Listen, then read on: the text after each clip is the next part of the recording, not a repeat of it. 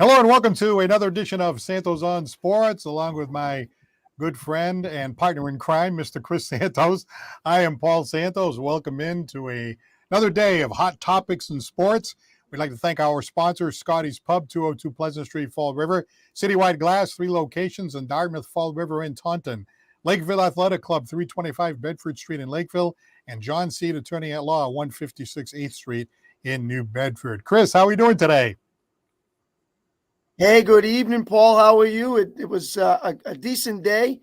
Got to practice. Started to rain on me, and I had to make it home quickly. So I'm back. I'm ready to go for today's show. And big topic today, Paul, because it's been a center of a little bit of controversy at the wrong time, in my opinion, for this to come out about Jaylen Brown and what's going on with the Boston Celtics. Yeah, it's kind of disheartening to hear Jaylen Brown, and we'd like to get your comments on that at 774-762-6234. It just feels like there's always something with this team, Now, Jaylen Brown, I'm a fan of Jaylen Brown. He's saying that, something to the effect, and Chris is going to read the quote, something to the effect that he wants to be treated right. He's not really being treated right. I do think that there's always been this thing that, this is Tatum's team. This is Tatum's team. And when it comes down to the last shot, Tatum's going to take the last shot, which he misses it 90% of the time. I feel about that. And I also look at this and I think, I think Tatum arguably is the equal of Tatum. You know what I mean? I think Brown is almost as good as Tatum. I don't think Tatum is a first team all-star. I don't think he's in the top 5. And I don't think Brown is down at number 20 either. I think Brown is better than people think. And I think Tatum is not as good as people think. I think they're really close. So why can't they just be a dynamic duo? Why does it have to be like, some of these teams, like it's LeBron's team, or it's Larry Bird's team, or it's Michael Jordan's team, and the other guy's the second fiddle? Maybe these guys are like, Laurel and Hardy, or, like I'm going way, way back 100 years, but I'm saying like a team. They're a team of two. They're partners. Why can't it be that? So I think he's onto something there. The other thing is the thing about Boston. Boston has had some history in terms of racial issues over the years, and Bill Russell and all that stuff, all really meritorious stuff. But, all cities have knuckleheads out there, right? So for him to say the fans are toxic and, he's having difficulty starting a business and stuff like that. Hey, look, those things may be true, and I don't know what that's like. And it must be awful to have somebody look at you in a different way. On the other hand, though, Chris, the guy makes like $1 million a week. Okay. So I'm thinking to myself, all right, money doesn't cure everything, but probably 99% of the people out there would change places with Jaylen Brown in a second. So anytime you hear like, somebody who's having, this kind of status and this kind of accomplishment with this kind of money coming in at this age, there are a lot of people out there that are struggling to pay the rent. And so it's kind of difficult to ask them to feel sorry for you. That's how I look at it. Mm-hmm. No, as you said, the Celtics organization, if we recall, Paul, were one of the first teams to put 5 starting African Americans on the court. And Boston fans are very unique. Philly fans, very unique. And we can go down to different cities and talk about this for a long time, and that could be another subject that we could talk about.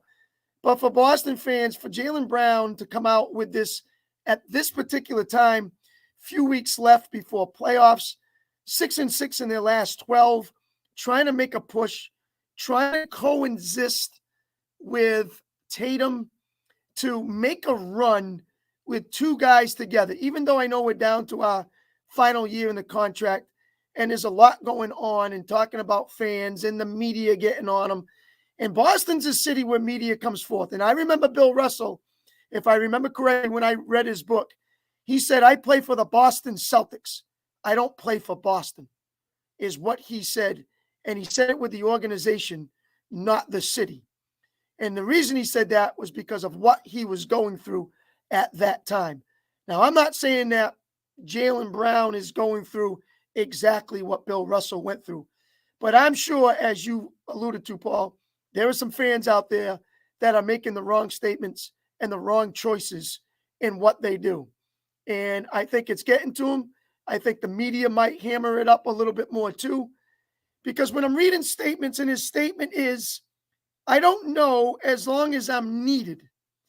It's not up to me. We'll see how they feel about me. over time, and I feel about them over time. Hopefully, whatever it is, it makes sense. But I will stay where I'm wanted, and I will stay where I'm needed and treated correctly.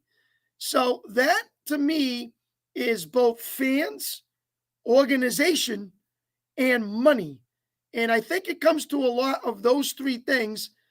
And can you coexist with Tatum? And remember, Paul, when at the beginning we had all these issues, Brown's name was the one that always came up more than Tatum about the guy being traded if these two are going to break up. And I think that got to him a little bit too, as well as the media hyping it up. Is he underrated? Probably. Is he just as good as Tatum? Probably. Can he make final baskets? Probably. Can they coexist? That's what we're hoping. They did it last year. Let's put it aside. Let's go out and win a championship. Let's get rid of this nonsense. Maybe worry about it in the offseason if it's more than what really meets the eye. And just go out and play for the Boston Celtics and do what needs to be done and win another championship. All right, well, let's get some thoughts here from Chops in New Bedford. Chops, how are you? I'm fine, thank you. How you doing, Paul? How you doing, guys? I'm pretty good. Hey, Chops. I wanted to get your take on this as a person of color. You know, I'm looking at Jaylen Brown, right? So I feel bad for that he feels that way. But then my first thought was, all right, you know, you make $1 million a week, or maybe not quite $1 million a week. There are probably like 99% of the people out there that would trade places with him too. You know what I mean? So it's hard to hear him complaining. But you know, what's your take on all that? What's he complaining about? Well, he's saying he didn't feel comfortable in Boston. You know that the fans can be toxic. That fans, a small percentage of the fans, but maybe they say stuff that they shouldn't say. The city has some history in terms of racial divide. And so he I don't know, he just isn't feeling comfortable. So, again, I'm looking at him like, well, you're in a situation economically, but I know you and I have talked about it before. Money doesn't cure everything. No, it doesn't. I mean, and the thing about it, when you play, you play any kind of sport. There's no I in team. You're playing team ball. No, I mean, no individual can do it by themselves. It takes a team to do it. You know what I'm saying? It takes a team to win a championship. As a person of color, if you go out there and you play on the NBA team, whether it's NBA, NFL, or or hockey, and you're a person of color, if people make you feel less than that, then you feel less than a human being, no matter how much money you're making. You know what I mean? Chris, did you have Chris, what do you have a thought on that? Well, I mean, there's two ways to look at it, and Chops is probably right. It is a team sport, number one. But money's the killer of all evil, and everybody wants to get paid more than anybody else. And people want to say, well, the reason I'm going to get paid more is because I need to make more points. I need to make more rebounds. I need to be involved more, and I need to be better than that player who's ahead of me. And right now, that's Tatum in that situation. And with his contract, just around the corner with one more year, trying to figure out where he stands on this team. Can he coexist, or will he be a better fit, let's say, with Atlanta, with the Clippers, or someone else who's willing to pay him more and be a number one role player on that team? So it's a lot going on for him. And, and when I had put it out earlier on Facebook to say we were having this show, Bob Mitchell came in. Bob Mitchell made a statement. Boston is Boston. No one else on the team is calling out toxic fans. Win something before you start something. Now, he said, I hope I not sounded harsh, but a little bit is true with Bob. You want to make that big money and you want to do it. As Paul says, you have to be an it factor. You got to win games down the stretch. You got to make it in playoffs and win championships when you want to get paid the big bucks and lead, your career and your life to be a Hall of Famer. So there's a lot going on right now. And remember, guys, this is a young player. This is not a veteran. Him and Tatum are a couple of young guys, and they're learning a lot on the fly. Right. So it's a lot out there. That's true. I mean, sometimes a guy wants, a lot of time, you got players that want to be the head, not the tail. You know, we look at it. Being a football player, you know, it takes a team to win a game. You know, so, you know, you don't know how the guy's feeling, you know? I mean, if you want to, like you said, if you want to make the big bucks, you got to step it up, man, you know? Do you think he's just as good as Tatum? I think he's just as good, man. I mean, everybody has their own characteristics. Like me, I don't sing like Luther Vandross, but I sing like Chops Turner. Yeah, right. So I bring a certain type of characteristic to what I do. Everybody has their own way of doing, I mean, you know, their own way of contributing to a team. Mm-hmm. You know, he's not Jason Tatum. Tatum's not him. Mm-hmm. But he contributes to what, you know, to that team, you know. Way I see him playing, I think he's a great player. And I'm not even a Celtics fan. But you're not rooting for another team, are you? Huh? Are you rooting for another team, or you're just not really a big basketball fan? No, I'm a big basketball player. Like I said, I learned how to play basketball looking at Marvin Bonds. All right, but wait a minute. So what, you know? what team do you root for in the NBA? I was a Philly fan. I was a Dr. J fan. Look at Dr. J. You know? Wait a minute. You know what I mean? You're not still a Philadelphia fan now, are you? Oh, yes, I am. Oh, What I'm saying, what it takes to win as a team, you got to have all components. right. Everybody doesn't play the same, man. Everybody has a different characteristic they bring to the team Mm-hmm. that helps the team become a championship team. Mm-hmm. You know, Michael Jordan doesn't play like LeBron James. Yeah, Dr. right. J Mm-hmm. doesn't play like Michael Jordan. Yeah. They all have a different way of playing, a different style. Now, before I let you go, what about, you know, this little side thing here? Not to get too far adrift from the sports that we do on the show, but not feeling comfortable in Boston, you know, because of issues in Boston. What about that? I mean, is that something that, you know, would really make a guy want want to? Going to? on for years, man. You know, you got the racism. Like I heard him talk about what's his name, who went through it for a lot of years. What's his name? Well, Bill Russell. Yeah, right. Bill Russell. What's his name? Bill Russell. Bill Russell went through that, you know. And, Yeah, but I'd like to think we've come a long way since then, you know. Yeah, but you know, but they say the faces have changed. The faces have changed, but the game is still the same. Yeah. You know, people. It's more discreet now. You know. Right. You know, so you. I mean, racism been in the world since the beginning of time. Yeah. It's something we have to deal with and try to eradicate. If we can, but hey, I face it all the time in the music business. But it's something I have to deal with, and you know, if I see it, then I deal with it. You know what I mean? It's something that comes with the territory. All right. Well, Chops always, before I let Chops go, he always tells a story about the guy. Somebody wanted, you were singing on stage with another person who was white, and a guy come up and said, "Hey, can you sing Frank Sinatra?" And he thought the white guy was going to sing Frank Sinatra, and then when you sang the Frank Sinatra, he didn't like it. So that's but that's all like, yeah, you said it's all stereotyping, you know. Oh yeah, right. It's stereotype. One guy called to me and said, "Can you remember that guy I told you about? Yeah, the Motown thing. Remember the Motown thing? Yeah. Oh, hey, can you sing Motown? How you know I don't sing Bach and Beethoven? I'm a country singer." All right. Hey, Chops, we really appreciate your input. Don't forget, Chops Turner on the Paul Santos live show. We're having a lot of fun with that one. Yeah, you guys keep doing your thing. Thank you for inviting me. All right. Thank you very much. Good night. Yeah. Bye-bye. Goodbye. Yeah, you know what happened with Chops? He told me that every once in a while somebody will say, "Hey, Chops, what do you sing?" And do you sing, you know, the Motown? So I said, do people really ask you that? He goes, yeah, they ask me that all the time. So then one day Yeah. we ran into somebody and I said, hey, say hello to Chops Turner. So the guy said, hey, do you sing Motown?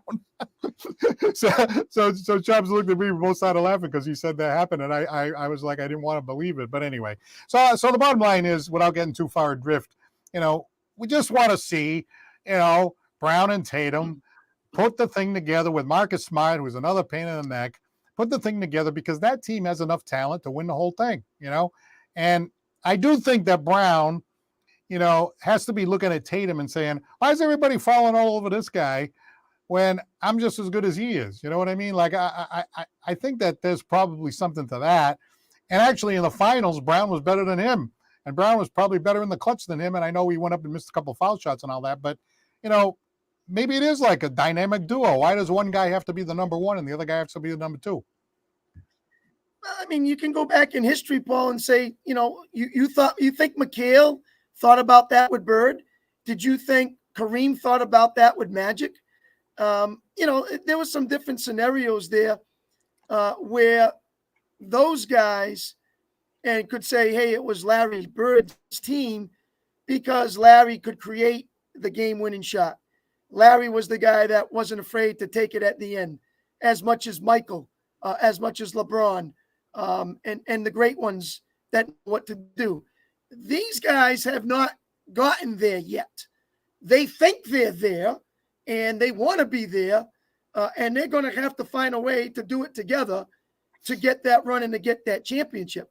And do that first, and then you can start talking about some other things, but they're not there yet. And so just work together and get this done, I think would be a lot easier for both of them in a way that this city would, embellish them and really, surround them and say, hey, man, we've got two great players here. If you add in Smart or Robert Williams and whoever joins that team. And, this city will love them, when you're winning. And when you're not winning, the city turns on you. And that's what's happening in maybe some of these situations when they don't. When I put it out there before and I said about Bob Mitchell, Scotty Brunell wrote out there, all I know is that he doesn't disappear in big games. That's what he said about Jaylen Brown. Doesn't disappear in big games. So now is he comparing that to Tatum? Is he comparing it to Robert Williams, who can't stay on the court? The guy's never healthy enough. So, there's a lot going on. And different fans have different opinions. Media has different things. And again, Paul, some people take it one way, some people take it another. So just coexist and see if you can bring a championship to the Garden. TD Bank. All right, give us a call here at 774-762-6234. Let us know what you think. Now, we got a comment here from Gomez Munster. He says the Celtics need Al Bundy because he scored 4 baskets in one game. Yeah, he used to always say that he was this this big star. Al Bundy. And then he was also saying, hey, there's no people of color in the NBA, right? Commenting that the NBA is dominated by people of color. Well, that's true, but that's not really what the issue was. The issue is that, you have a player that for whatever reason doesn't feel comfortable with some of the stuff that's going on and just wanted to talk about it. So that's got to be dealt with because, we're going right into the playoffs. We're right around the corner. We just want them to pull it together. And then Mark Sylvia has a good comment here. He says, why can't Tatum and Brown be like Santos and Santos? There's no number 1 and number 2 here. We're partners in this whole thing here. Yeah. So, the difference is, Paul, we're not making big money on the line right now. That's right. Yeah. We're not making $1 million a week. 774-762-6234. I think the big thing is, I do think that Brown is looking at Tatum and saying, come on. I don't think it's the same thing as, like you say, well, did McHale look at Bird as this or that? Well, clearly, like, Bird was the most talented, best player out of the 3. And you can say each one of them brought something different, but Bird was still like the best of the 3, in terms of all-around, best all-around player. Same thing with Michael Jordan and Pippen. Michael Jordan was clearly the better player, and Pippen was a good second, sort of like a supporting cast member, But Brown and Tatum, it seems like it's a little bit different. They're treating it like, Tatum is the number one and Brown is sort of like the supporting cast, but really it's more like a 50-50 kind of a, Who's treating that? I don't know. Yeah, Maybe but who's treating that, Paul? Who's treating it like that? it feels like that's how it is. That's what I'm asking. Is it the media treating it like that? Is it the fans treating it like that? Is it the player himself saying, "Give me the ball, I'm the go-to guy"? I mean, that's what we're trying to figure out here between these two players, and whether it's the silent type, which I think both guys are. I don't think they're really out there drawing attention to themselves. I don't think neither of them really do that. And occasionally, this is the first that we've heard of Brown really saying anything that is really media hype. And the same thing with Tatum. Occasionally, they'll step up and say, well, yeah, that was on me. I didn't make the big shot. But, it hasn't been a lot of me and involved in the media as some other professionals can be, a.k.a. LeBron, who likes the center of attention, does a lot of talking. So it's kind of surprising to see what is going on in the last couple of weeks, especially when the Celtics have not been at their best.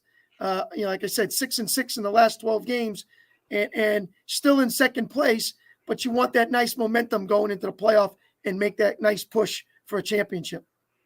All right, let's go to Mark in Chicago. You're on Santos on Sports. Gentlemen, how you doing? Good. What's happening in Chicago? Hey, Mark. Well, listen, I don't know, but why can't we all get along? Agree.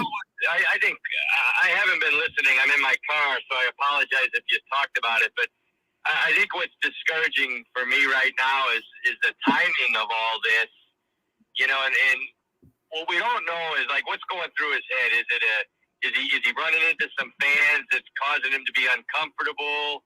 Is it a hey, I'm better than this guy thing? Like at some point, one of those guys is going to be one of the richest guys in the league. Maybe Brown wants it to be him instead of Tatum, or can they afford both of them? I don't know. So I don't know what's driving this and why now. But at the end of the day, it's like you look at it and go, gosh, if these guys just played basketball, they're going to get paid and they're going to win a lot of games together. But at this point, I don't know, guys. It doesn't look like it's going to go that way, and it's almost like he's forcing them to make a move at the end of the season. I don't know, but it's discouraging at the time. And I'll tell you, and no secret, you guys know this. I really, really like Brown. Me too. When you look at Brown, I think he's vastly underrated in the league. I'm not going to say Tatum's overrated, but I think, boy, I just think Brown is really, really good, and these guys can win a lot of games together if they figured it out. Well, before we get Chris's comment, right, I think Tatum is a little overrated up here, and I think Brown is a little underrated down here. And if you put Tatum where he's supposed to be, and you put Brown where he's supposed to be, you're right here. I think they're very, very close, if not the same. And I think Brown is better in the clutch.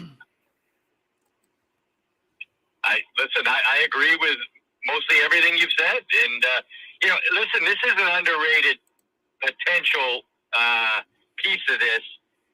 And I don't know. I just, you got to be careful what you read. I've read a lot of articles recently on this. And I'll tell you, my most hated player of all time is Kyrie Irving. And I think he's a toxic teammate. Now, I've read a lot of articles recently in the Boston media that says, like, both Brown and Tatum look up to the guy, and they still talk a lot.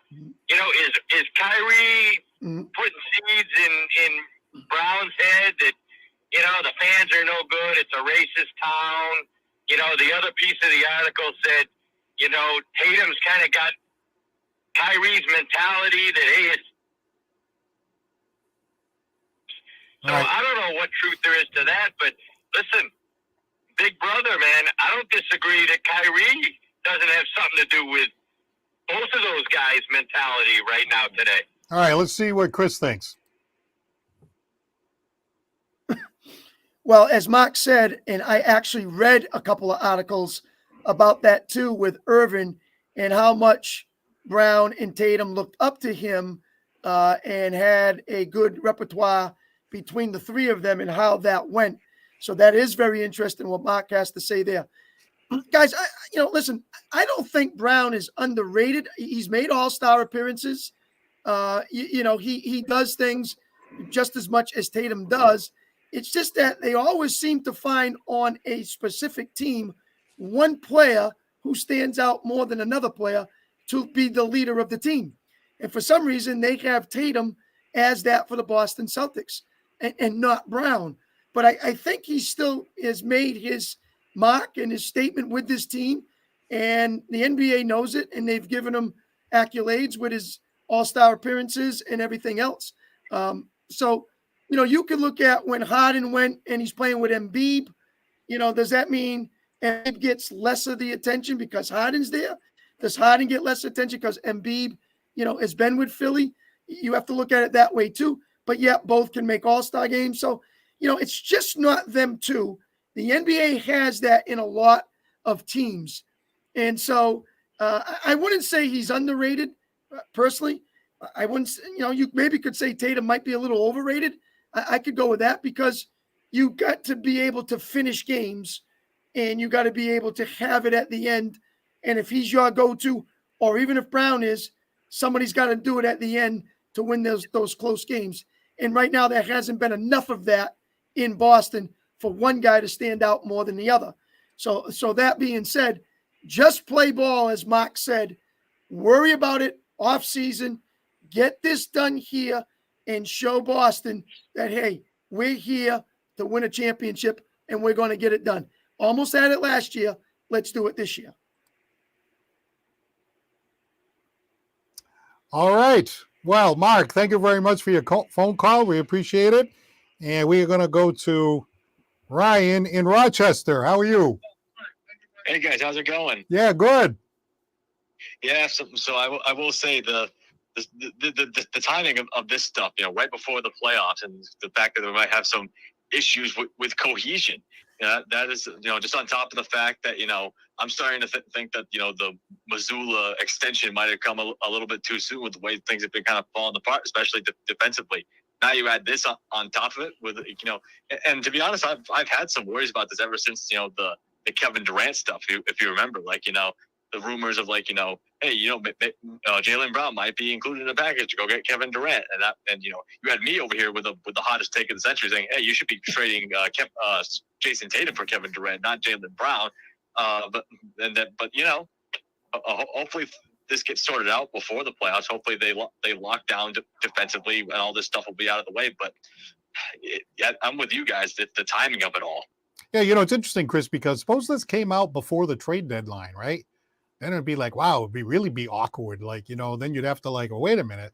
If he's going to walk at the end of next year, maybe now you got to pull the trigger. So now maybe that's the reason why it didn't come out until after the trade deadline for a reason. Yeah, that is possible. Like I said, we've heard nothing prior to what's been happening recently. And again, the timing is just not where this needs to be right now for the Boston Celtics. And Ryan, as the caller Mark had said, have you heard anything or read articles about how Tatum and Brown liked Kyrie Irving, but how Kyrie Irving can, make some bad things and bad choices and decisions and maybe influence those younger guys? I didn't hear of those. Pardon me. I had that switched around. I didn't read articles, but you guys know me. I'm a regular Felger Maz listener and watcher. They've had that worry for years, since before they even left the team, because Kyrie Irving was, I wonder if I'm not mistaken, he was here when Jason Tatum was a rookie, and Jaylen Brown was in, I want to say year 3, 4, somewhere around there. I don't remember the exact timeline, but I know that he had come here when Jason Tatum was a rookie. So I wouldn't be surprised at all if some of his mentality was kind of implanted at least Jason Tatum's head, because he kind of grew up under him, so to speak. But I remember towards the end of Kyrie's tenure here, it was almost like Jaylen Brown was pushing back on some of the comments that Kyrie Irving was making when he was here in terms of team cohesion and stuff like that. So I had some hope there, but the stuff coming out now, I don't know.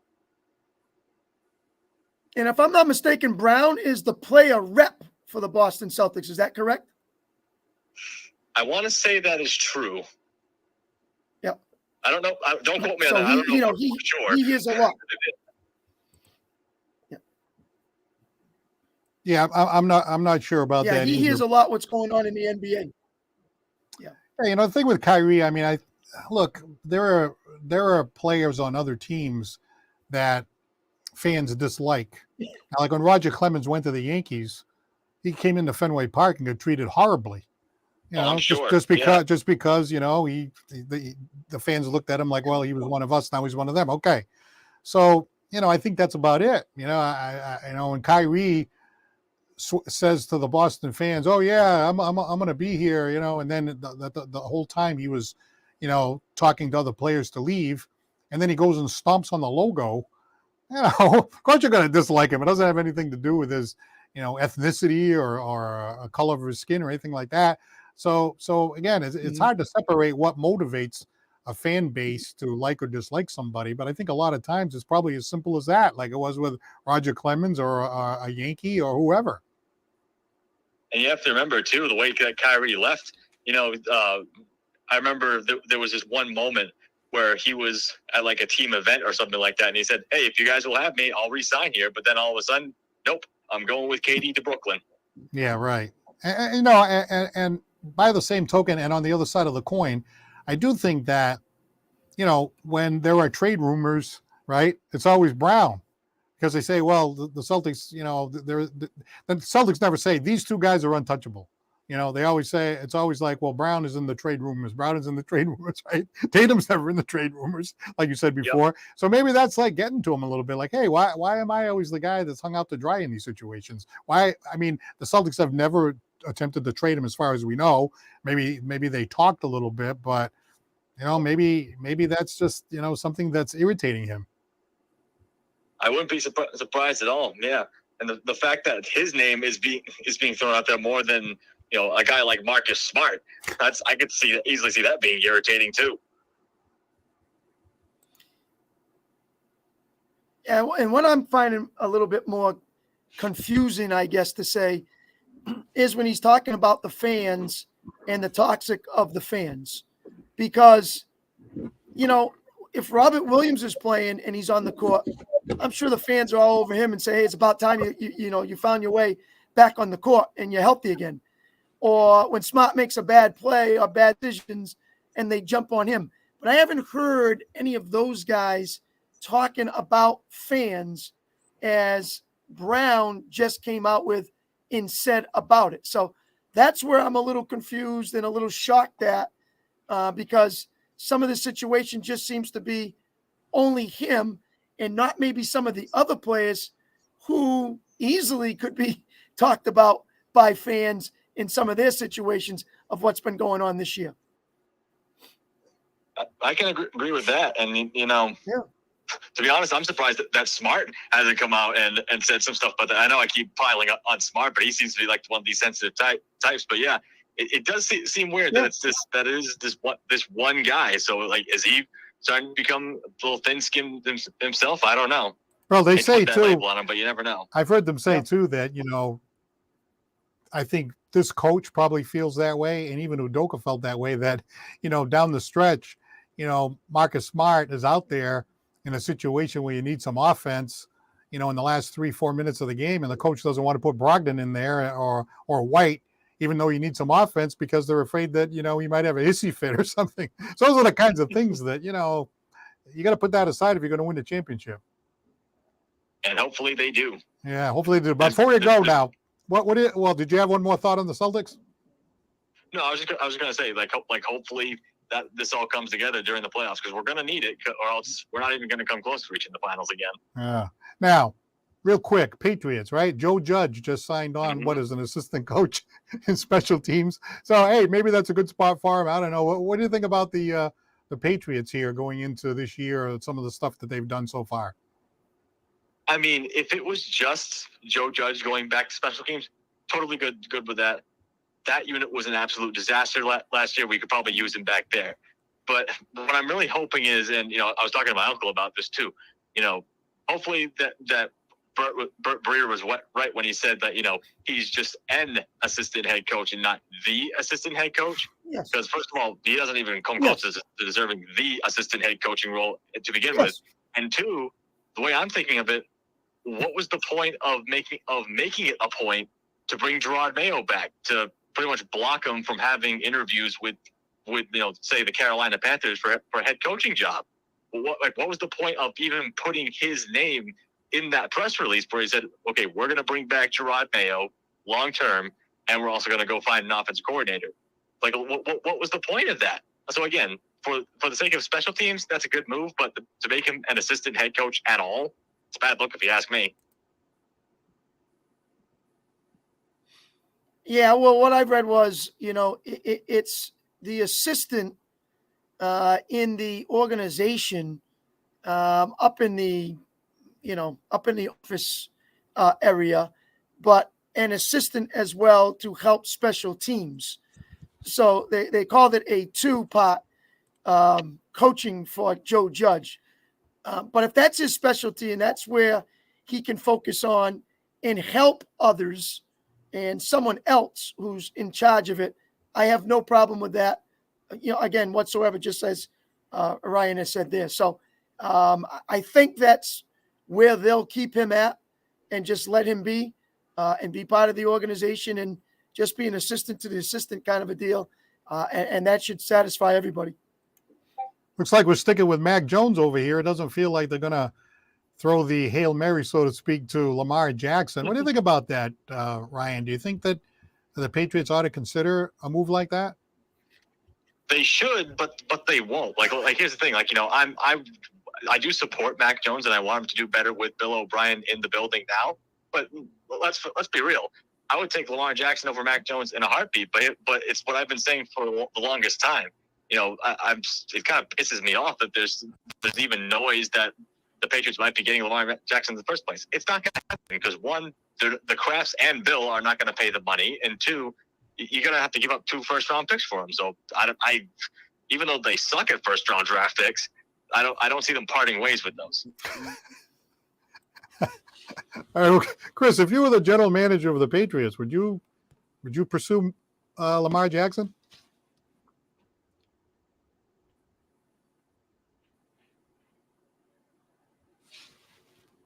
I am not pursuing Lamar Jackson if I'm in the Patriots organization. As Ryan just said, he's going to cost too much, and you're going to have to give up way too much. And I am not a Lamar fan as a quarterback. I think he still needs to prove to me more than just being a running quarterback. He has to be better pocket passer. He needs to be better under pressure. Anybody can throw the ball when no one's coming at you. And we saw that when he played New England because they really didn't get to him. And he had some open receivers. But I've seen him in the past, and I just don't think he is a type of thrower that I would want personally to lead my team to try to win a Super Bowl. That's just my opinion. Well, I will say this. I do agree in that he has been inconsistent as a thrower. But I will say at the same time, I feel like Greg Roman, who was the offensive coordinator in Baltimore for all those years, was very run happy when it came to his offense. He liked to run a ton of QB draws. So I would just I would like to see what he would do with, say, a Bill O'Brien, who wants like a more balanced type of attack. And I'll say this too. I think he has shown that he can throw consistently at times, because you have to remember, even though he won the MVP in 2019, he broke the record for a single season rushing yards by a quarterback of all time. He still led the league in passing touchdowns. So I do think he's capable. But I'll admit too, there has been some inconsistency there. I would just take him over Mac Jones. That's my opinion. As much as I'm a Mac Jones supporter. Well, and you're going to have to get him weapons, Ryan. You got to find some weapons for him, because I don't think the weapons the Patriots have suit Lamar right now. They would have to make some more improvement, and it's tough to do when you're paying him all that money plus giving up picks along the way. So that's a lot going on. I don't know if they have that balance to join on and be successful here in New England. Well, we refused to get weapons to begin with, so hey, might as well, right? Hey, Ryan, thanks a lot for your usual terrific contribution to our show. No problem. Thanks for having me on, guys. All right, Thanks, Ryan Ryan. from Rochester here on Santos on Sports. So you're talking about weapons for, Lamar Jackson. What about the weapons that they have for Mac Jones right now? They still seem to be, okay, but still subpar compared to what, say, Miami has or what the Jets are trying to do. And, of course, what Buffalo has. I mean, it still looks tough to me.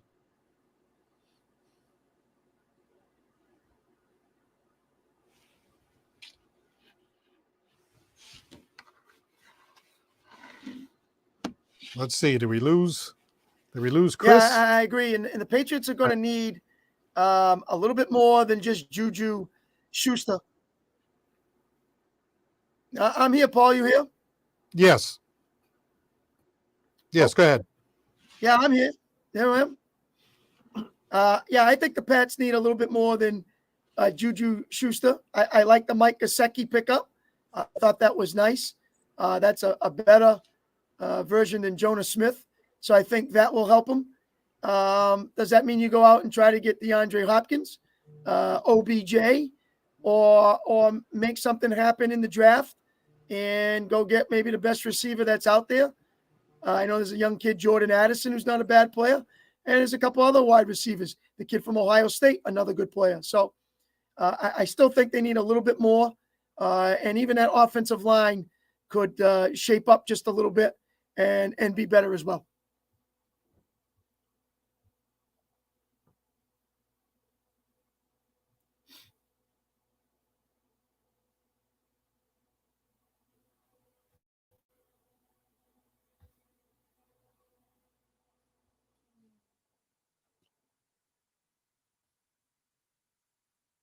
All right, 774-762-6234 for Santos on Sports. We're covering a lot of ground here today. Do you realize that the Red Sox, the opening day is a week away? Imagine that. Hey, Paul, the Baltimore Orioles are in town. Oh, is that who they're playing on opening day? I should know this. Well, hey, the Orioles are coming to town. I wish I could go. Yeah, well, it's interesting because my son who lives in Boston, he was talking about, hey, maybe I'll go to the opening day game. The prices of the tickets on that first day compared to like the next day, it's like you're paying through the roof just because it's become like this thing that you're going to opening day. You know what I mean? It's almost like kind of crazy, really. Well, there's a little more hype. Obviously, they announce everybody and they tell you the full roster and who's on the team this year. And, they do it for the Red Sox. So it's just more of the track of opening and baseball right around the corner. So if you got the money, go right ahead. If not, wait a day and you can get a little cheaper and watch the second and third game.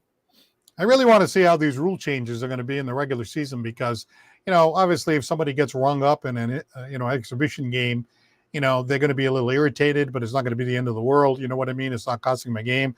But, can you imagine if there's a situation where somebody's not getting in the box or something happens and the umpire calls a strike or even worse, like rings them up with the bases loaded?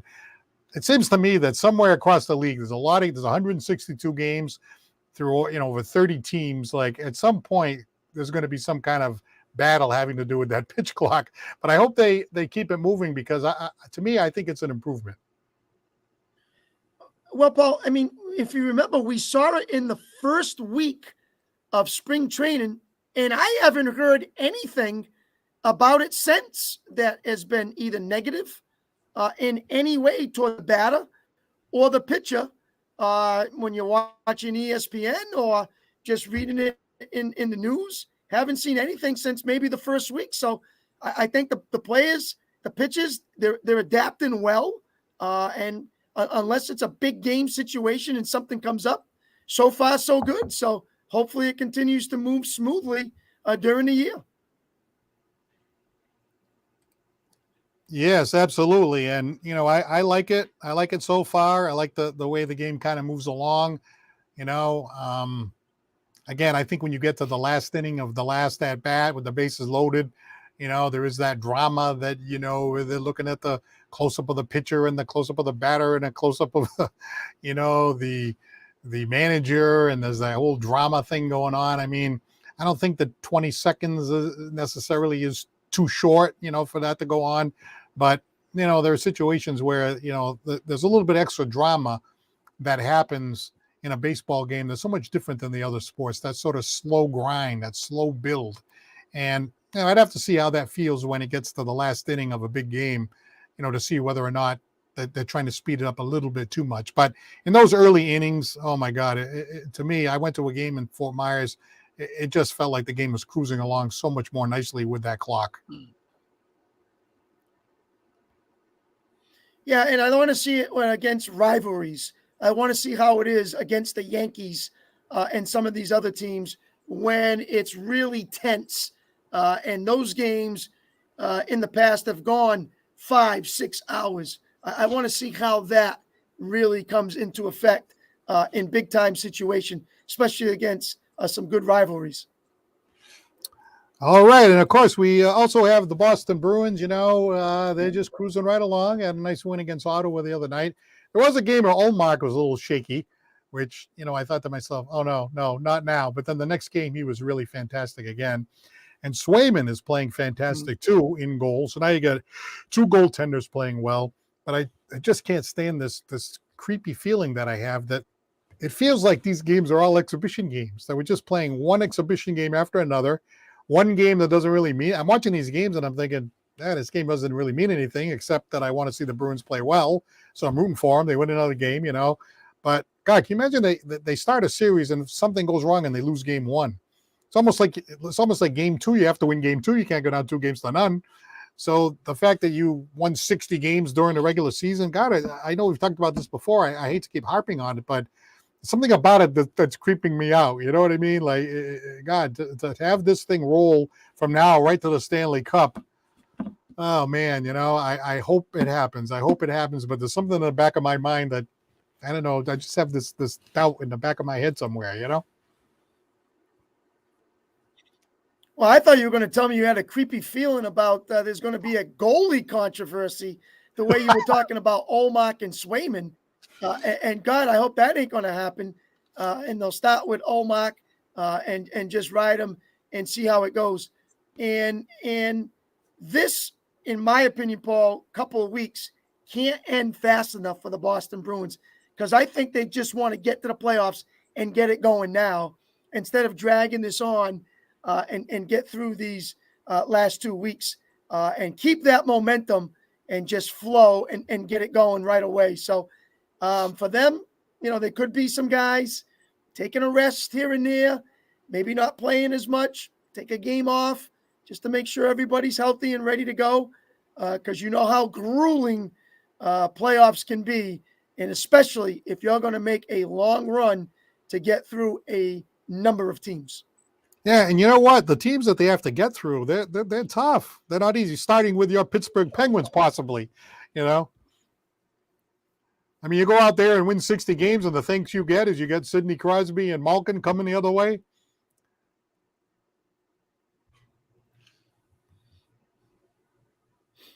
Well, listen, there's a lot of good teams out there. The Islanders are good. The Capitals, if they move up. New Jersey's had a great year. Toronto's been tough.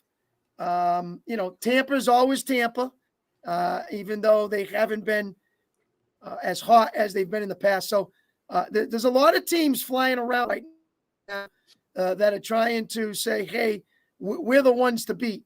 But the way the Boston Bruins, everything just seems to be going their way. Now, I know it's regular season, but, dropping a puck, 15 seconds, bang, there's a goal. First shot on net, bang, a goal. Just a lot of things seeming to go Boston's way. I like what they've done. I like the depth. Injuries are a killer. That's just the way that it goes. So they're going to make sure that they have what they have up front, solid four lines, solid defensive pairings, and let it run out there with Olmark and see how it goes come that first playoff series. But listen, you got to play them, Paul, as they come to you. Doesn't matter if it's Pittsburgh, doesn't matter Islanders, Toronto. You play them when you play them, and you go out and you play Boston Bruins hockey. If they do it like they've done in the regular season, they will be fine. One thing that I really like about what they've done, and we've talked about the defense and the goaltending, but, the fact that they can roll out these four lines, it used to be, Bergeron from Marchand from Bergeron, blah, blah, blah, for a long time, Now you're watching the game and you got Krejci scoring goals. You got Frederick scoring goals. You got, Zaka scoring goals. I mean, you put on these games and they're getting offense from everywhere. Charlie Coyle is playing very well on that fourth line. Third line is very deep. So there are nights like the pressure is off of Marchand and Bergeron, and of course they got to bring their game and everything.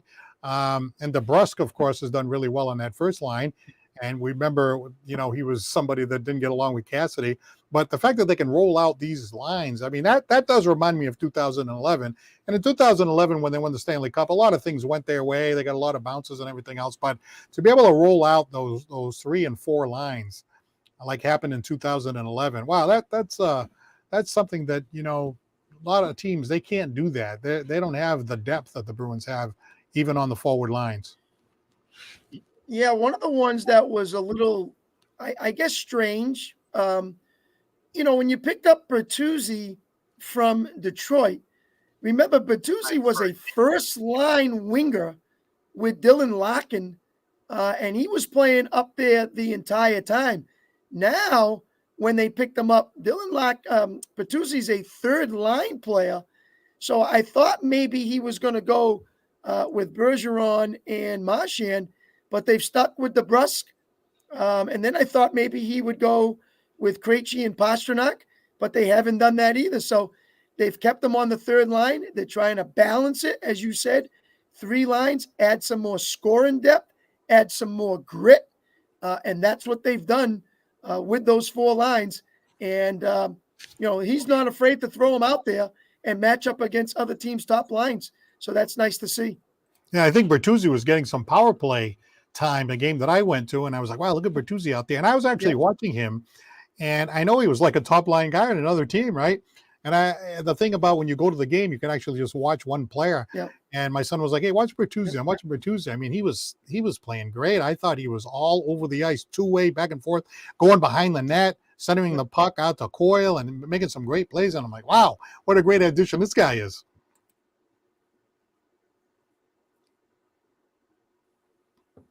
No, I agree. And like I said, that must have been an interesting conversation to say, okay, Tyler, this is what we want to do. We're going to bring you to Boston, and this is, what we're expecting from you. And, whether it's contract and money, and again, Detroit's not winning, so you give up your first line and your power play and 20 minutes on the ice a game, compared to now going to Boston third line, maybe drop down to 15 minutes per. You may not be on the first power play right away.